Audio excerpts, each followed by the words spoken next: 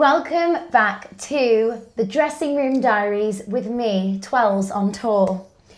This week I have the amazing, the incomparable, wonderful human, all-round diva. What an intro. Very. Aaron Shales. Hi everyone. Hi. I'm so excited to sit down with Aaron and talk about all things Legally Blonde. How are you? How's life going? I'm good. Life, live, laugh, Legally Blonde? Live, laugh, legally blonde. We're in Leeds this week. Yeah, filming hometown Leeds, so week I'm for home. you. Yeah, it's been a wild 6 months, but really good. 6 I months? know, I keep reminding myself being like, we started 6 months ago. It's actually crazy. What was the moment you realised you wanted to pursue performing as a career? Oh. I always kind of wanted to perform from quite a young age, but I actually got to high school and I got put off of it. Why? In my school, it might be very different now, but in my school, you'd meet a careers advisor who you'd never met before and like you would never really see her after. And you'd meet her, I think, in like year 10. And you'd sit down, have a one-on-one with her. She'd discuss what you're going to do post like 16 and then post 18 and like career paths and all of that. And I told her, I was like, I wanna and I'm going to be a performer. She's like, nope. She's like, nope. You won't be successful. It's too competitive. It's too much of a big industry. You'll get nothing out of it. Like, blah, blah, blah, blah, blah. And you're too academic, so you need to stick to your academia. You are really clever. I mean, in bits and bobs, like, I'd be in, like, top set English, for example, but I wasn't good at English. Right. I don't know why I was in top set. Maybe from, like, the early years. I don't know, but I wasn't good at English.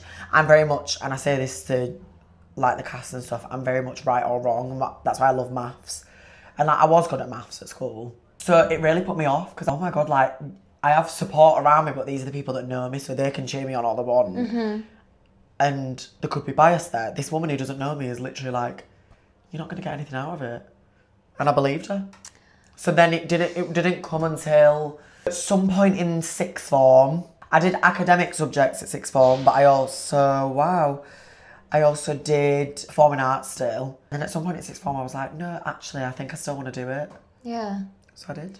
I love that you just went, do you know what? I'm just going to do what makes me happy. I love that you ignored the noise of, because in those years, I feel like that is the most influential period where you listen to your elders. As you say, respect your elders. You do listen to the people that are, I guess, leading you down this path of your career. And that is what that was all about. It was a career chat. And for someone to tell you no, you're like, well, I'm going to do it anyway. Exactly. And that, to be fair though, like I said, I did believe her for a good couple of years. And I was like, right, I'm like, my plan then was law. Like I was going to go into law, which is... Ooh, crazy. You kind of are Legally doing both. Blonde. And yeah, now at the minute doing both. But yeah, it was... Because you're the stenographer. I am. So you are doing law. So it was a weird one. But yeah, I'd say probably I was like 16, 17 when I was like, no, I'm going to stick. The crucial years. Yeah. Yeah. Was there a specific show, role or person that inspired you early on? I mean, I've said it a few times in, you know, passing or in other videos and things like that. And not to be cringe, but Legally Blonde is my dream show. And watching the MTV Pro Shot with Miss Laura Bell Bundy changed my life. As I'm sure it did for many MT people out there. I didn't see a lot of musical theatre growing up because it just wasn't accessible. Right. Like obviously being from Wakefield, London is like 2.5 hours on a train. And like I didn't see my first West End show till I was 17. Really? I'd seen maybe a couple of touring shows before then, but like Beauty and the Beast when I was like in year 7 and they took us on a school trip because it was on tour. And it what was else did you do when you were younger? Our high school had some crazy shows. Year 7 was Beauty and the Beast. Year 8, I didn't get in. People didn't get in. Didn't you do Legally Blonde? Well, so year 8 was Phantom. They got a chandelier and everything, but I didn't get in. They got a chandelier and everything. They got a chandelier and I had to sit there and watch it. I went and supported though. Year 9 was Starlight Express. Cool. Was Starlight Express. Year 10 was The Addams Family. Year 11 was Ghost. Year 12, Billy Elliot. And year 13 was Legally Blonde. It was my last show at school. Legally Blonde. Me too. And My I did it last again. show. And you did it in drama school, and I did it in drama school. So the first time round, you were who? Callahan. I played Callahan back in year 13, And 17-year-old. the second time? And then second time, I was Sundeep Padomadon, of course. Unreal. Which isn't a character anymore. Which isn't a character anymore, but I was also Kiki. Were you? And I was Carlos, yeah. I didn't know that. Yeah. I didn't know you were Kiki. Yeah, and it was the director of the last UK tour with Lucy Jones, directed our drama school version, Really? yeah. That is so fascinating. Shout out Anthony Williams. Full circle. Yeah. Wow. And he was very kind of how Nikolai did, like, I just kept getting put in scenes. Yeah, and... yeah. Just like, I love you as a performer and I want to put you in everything. I mean, I don't know about that, but he kept putting me in scenes. It's facts, darling, it's facts. And I took it. I remember when Jamie was on In Town, in its first year, they did a live stream. I don't You'd know be if you great remember. in that show as I well. love that show. They did a live stream to cinemas, and I went and watched it with my school. We did like a school trip to a cinema and watched the live stream. And John McCrae as Jamie, like, also changed my life. Excellent actor. The only time I've seen Cabaret, the current revival that's on now, In Town, the only time I went and saw it was when John McCrae was on as the MC. Okay. And I just think John McCrae is... Excellent. Yeah, like Yeah. tea. Absolutely. Tea. How did your training or early experiences shape you into the performer you are now? I always loved to perform, and like I said to you, I wanted to be some kind of performer from a young age, but I didn't take anything seriously or a class until I was 16. So like I didn't start actual dance classes until I was 16 years old. Joined a dance school then, joined another one at 17, did 2 dance schools, and then when I was like set on going to drama school, I went, and my training was amazing for me. It taught me a lot and it was hard. I think a lot of people's drama school experiences are. Found out a lot about myself. I think for a lot of people it was like, oh wow, like this person is very different to what's come through our doors before. And you know, it wasn't that long ago. It was only 2018 when I started training, but like it was still very different then. But times have changed a lot even since then. Yeah. Like, Inclusivity in the industry, it's getting better. it's still not there, but it's very different to Yeah. what it was. And to be honest, it wasn't until second year that like, I feel like me as a person was celebrated, but like my differences weren't properly celebrated realistically till I did Legally Blonde in my second year. Really? So it was the third year show, but they didn't have enough boys, so they needed extra people to come and audition. So I was second year when I did Legally, and the external director, Anthony, he just basically like, out of nowhere, out of thin air, got everyone to leave the room. Like everyone, it was like, Aaron, you stay. And bear in mind, it's a third year show, and I'm like, little second year over here, like what's going on? And he was sat with some of my other teachers, like from the college. I was like, come here. And I was like, yeah, what's up? And he was like, so who are you? Like, what are your pronouns? What are they? And like, no one had ever asked me those things before. Really? Yeah, and he just was like, what's going, like, I want to know how, like, you know, who you are. Like, I've been stalking your Instagram. I love your outfits. Like, I want to incorporate them into the show. Like, things like that. And it was really cool. And like, that was kind of the turning point in drama school for me, because I was like, I can be this way. yeah, and I can do both. I can do both, because that was the thing for me, is that I came in and I feel like people thought I couldn't do the masculine and I couldn't do, but I proved it. Yeah. But then the other side of me that I'd kind of, maybe hidden's the wrong word, but something like that I'd like kind of pushed to the back a little bit. It then started to be like talked about a little bit more in my second year in this turning point, and I was like, oh, okay, I'm going to show the versatility then. Yeah. I mean, and this show is just for you. Like, you get to do everything. I know, yeah. Like, so good at everything that you do. It is a whirlwind of It's things. hilarious, because obviously Aaron's main track is a female presenting track. Yeah. So Aaron usually gets a French tip on their nails and toes. So then when Aaron has to go on for a cover like Dewey, for example, Hello. and you're wearing sliders and you've got your French tip poking out, it is hilarious. And also, like, I love that you wear like a suit in your own track. Yeah. And like, you're a female presenting track in your own track, but when you're on for a male presenting cover, you're a shapeshifter. Thank you. You're just so versatile as an actor, and it is so amazing to watch. Thanks, girl. And I love performing with you on stage. Likewise, we have so much fun together. Me and our days have a laugh on stage. We're on stage a lot together. We are actually kind of the only two like female presenting ensemble tracks. Yeah. Kind of. Yeah. And we're next to each other in quick change, so we always see each other. We're always together. So it's lovely and we have a great time. We do. Is there anything about this show that surprised you once we got into rehearsals? Obviously you've got experience from doing the show before, but like this version with it being a different new interpretation, was there anything that you were like, ooh, I'm intrigued?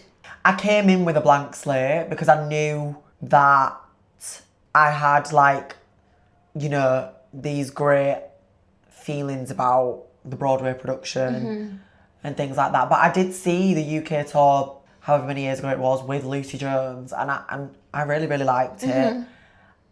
So I was like, so I know that this is going to be a new take, and I don't know what to expect, but I was just excited. The one thing that surprised me was I didn't know that I was a female identifying track until I got there. That's really cool. So I knew that parts of it were, so like I knew that I was hired in my ensemble track and was told I would be mum. I always knew I was mum.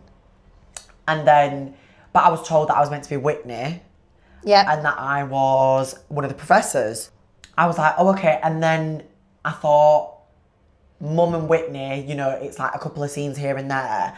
And then I thought, you know, I'd be with the lads, like, doing what they needed me to do. But it ended up, you know, working out amazingly. And because you get to do everything. I get to do everything. Like with your covers. So. And yeah, I get to do the laddie stuff when I go on for, you know, Nico Stewie or if I ever go on for Carlos. But like, yeah, the track that I have, it was a really nice surprise to have that side of it.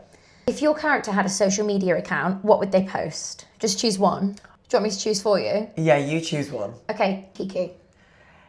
Kiki. Because that's the one I think you are the most. Yeah, I am. I feel like Kiki would be one of those girls, like I don't play her old in the show, but I feel like she'd be one of those girls who is just not up to date with social media. Like, really? Not up to date with technology, and be giving like an older generation vibe of like, would post on it and use like millennial? Yeah, but like not as up to date as a millennial would be on social media, like giving more like, you know, like the millennial pause thing. Oh, because to be fair, yeah, you do say to me like, this is from my MySpace.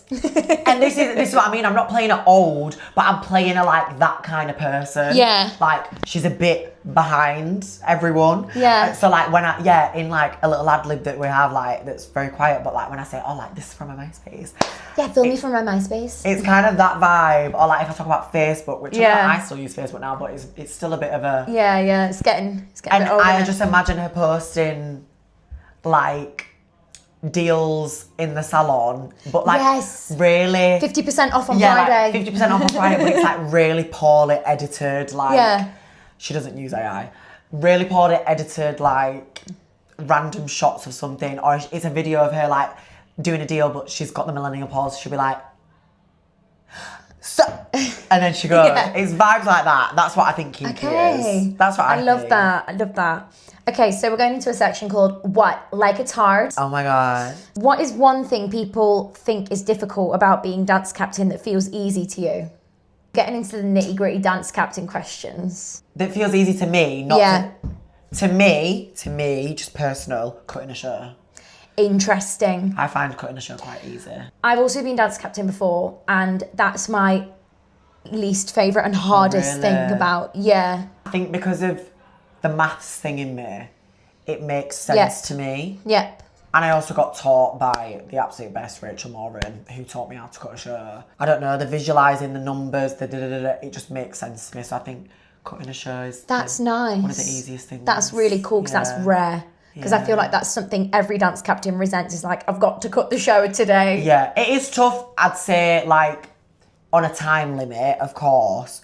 But, like, you get on with it. But, like, it isn't the easiest thing in the world. But that is something that I do think that people think is hard. And is, don't get me wrong, but yeah, I do find it easier, I think. We've not really had many situations where we've had to do reblocks of the show because we've not got enough bodies. Yeah, no, I'll Because just like move people that would around. definitely be harder, and that's probably why I found it hard, because on Heather's we didn't have swings. Yeah, So when someone was off, it was a whole it's change. already Yeah. completely new blocking. So I guess we've got quite a good system Yeah, that, you know, as soon as someone's off, we have someone who's off stage that comes on. yeah. It was a similar situation on Grease that I did last year. I was the only offstage swing, and it was a cast of 30. And That's tough. yeah, and anytime we lost anyone, more than, well, I was technically only meant to cover females. I did cover a few males in the end. But if a male went down, usually I'd have to do some restaging, reblocking. And if more than one female went down, then yeah, warm-up would be like, let me move all of this around. Yikes. And then that eats into your warm-up time, and then, yeah. It was a lot. Yeah. It was a lot. What's the hardest part about being dance captain? Would you say, like, that not having enough time to yourself, maybe? Yeah, I'd say like a balance, like the work-life balance, I guess. But also like a work-work balance. Like sometimes, I think the first point being work-life balance, I think performers anyway, as a whole, struggle with a work-life balance. Because as performers, especially touring, it can take up so much of your time doing what we do. And then I think on top of that, having DC on top of it, it's, you know, which, you know, you're paid for and you're hired to do, but it's an extra amount of responsibilities that just take up that extra time. And it's like, for example, like, if I know that I'm going to be in a cut show and the cut-offs are at 10 in the morning, then I start work from 10 in the morning. Yeah. Do you know what I mean? Rather than everyone coming in at 1 on a double show day. Yeah. The cut-off's at 10, so like, if I'm cut, I'm starting at 10. Yeah, And it's things like also, that. it's quite rare that a dance captain is also in the show and has their own track, and, Yeah. you know, like that's a rare situation. That's the hard part about the one of the yeah. hardest about this one is trying as best as I can to fulfill all my dance captain responsibilities while being on stage, which I think I do, but I think obviously being off stage, I'd still be able to do what I'm doing now. It'd just be a little bit quicker and a bit more frequent because I'd be off stage.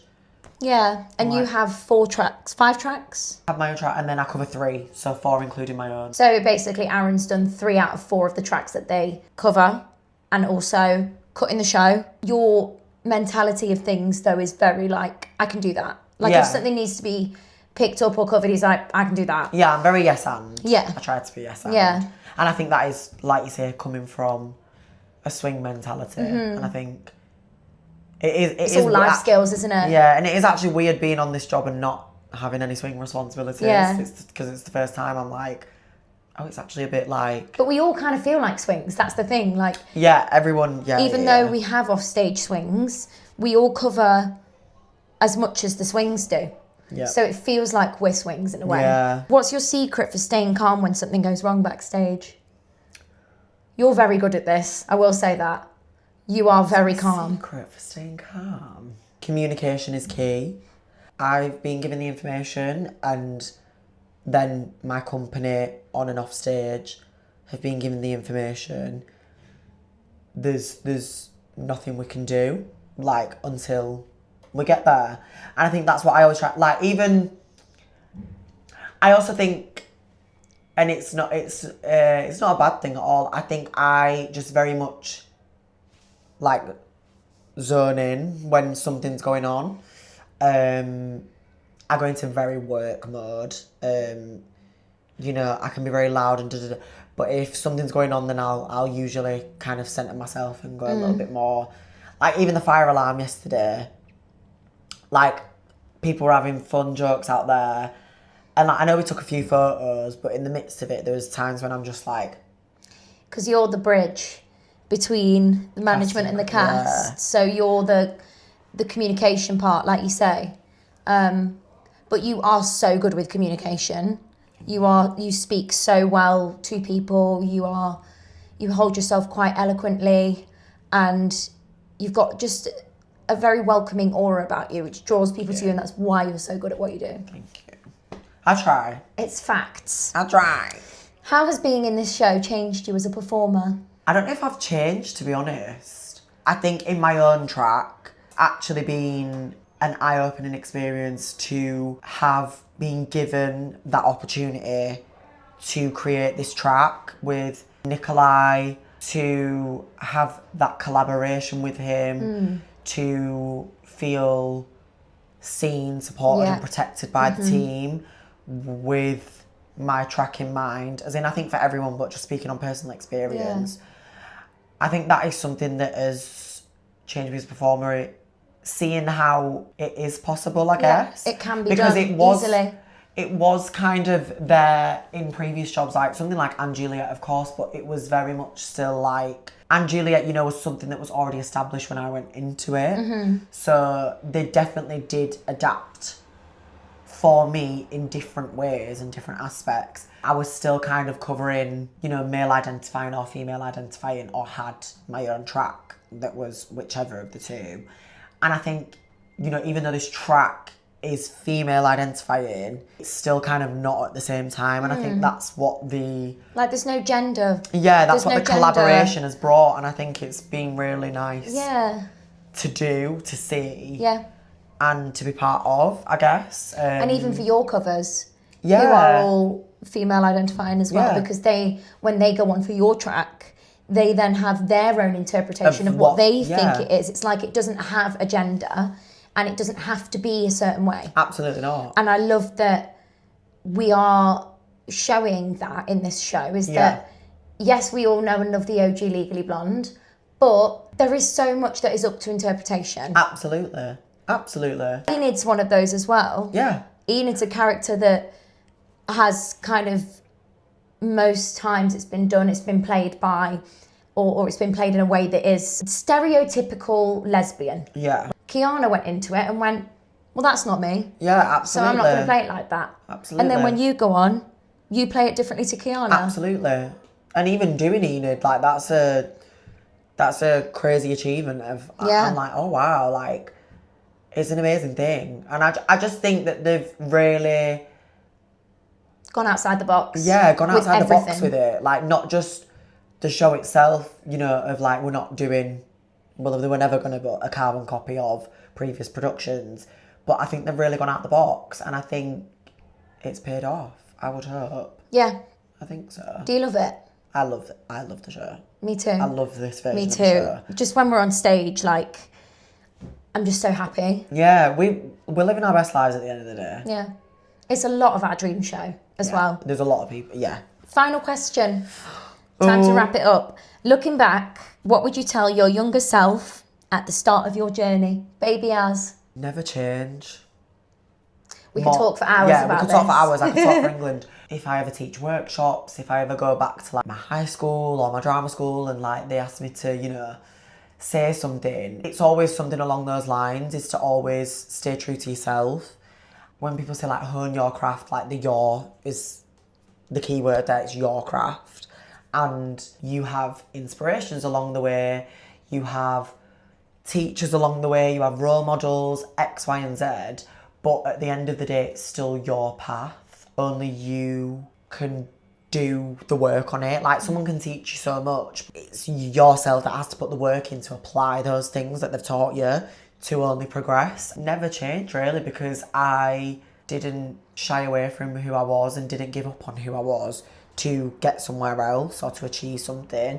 And I think what it's done is, like you say, full circle in a lot of the things that I've done. I've gotten there by just being yourself, being myself and staying true to it and working hard. Being true to yourself never goes out of style, girl. In the words of Vivian Kensington. Come on. I agree, because I feel like when we're in our teens or in our like early 20s, we're still trying to figure ourselves out and who we are and what we bring to the industry and what we think we're right for. And, you know, you massively self-sabotage, I think. But if you just live your authentic self and if you're just being true to yourself, absolutely, then that is going to be the best version of you in this industry as a performer. For all the people who feel different out there for whatever, you know, reason it might be, or typecast that people want to put you in, or narrow lane, things like that, whether it be race, gender, sexuality, all of these things, society and the musical theatre industry separately is ever changing and is ever growing, especially our industry. And I think me even being in something like & Juliet, which celebrates so many amazing different types of people and things, I still would not have thought that I would be in this show doing my track that I'm currently doing now. And I think that speaks volumes, especially just to speak on like the NB and trans community. Like, I think that speaks volumes on what we as a community can achieve in this industry and what hopefully will allow more doors to be opened for us by the people that have the power. Yeah. And that's not a negative comment in being like rah rah rah, but it is in like hopefully they can see, but by beautiful performers that are out there that are shining, that are doing amazing things. Not only can work, it does work and it does make sense. And sometimes it makes perfect sense and sometimes it's just how do we figure this out? Like, let's work it out and let's allow these opportunities to be for everyone. Even something like Paddington, with having little people be a part of the cast, like that is such a great example of someone that might not have felt that theatre was accessible for them. That's a gateway there, like, and hopefully that will open more doors. Me being in this track, that's a gateway there, that will open more doors. And Juliet being a show in itself and having a non-binary character like me, opening a door. Dylan Mulvaney in 6 on Broadway, giving Trambolin like how tea. Like how tea. Like, do you know what I mean? Joe Foster doing the Lord's work in all the shows that they're doing and being an absolute star. My best friend Jazz Terry writing her own work as a trans woman. And it's people like you that are paving the way for people who are little yous, little Aarons, who come and watch the show, they see you, they see the representation and they see that it's possible. And it's magic. I hope so. It's magic. Yes, we've got some way to go with it, but we're doing okay. Yeah. You're amazing. And I love you and I'm so honoured to be in a company with you. Baby girl. This has been so lovely. Thank you so much for watching. Make sure you like, comment and subscribe and hit the notification bell if you'd like to be notified when I upload another video. Bye guys. Come on, TWELLS on Tour.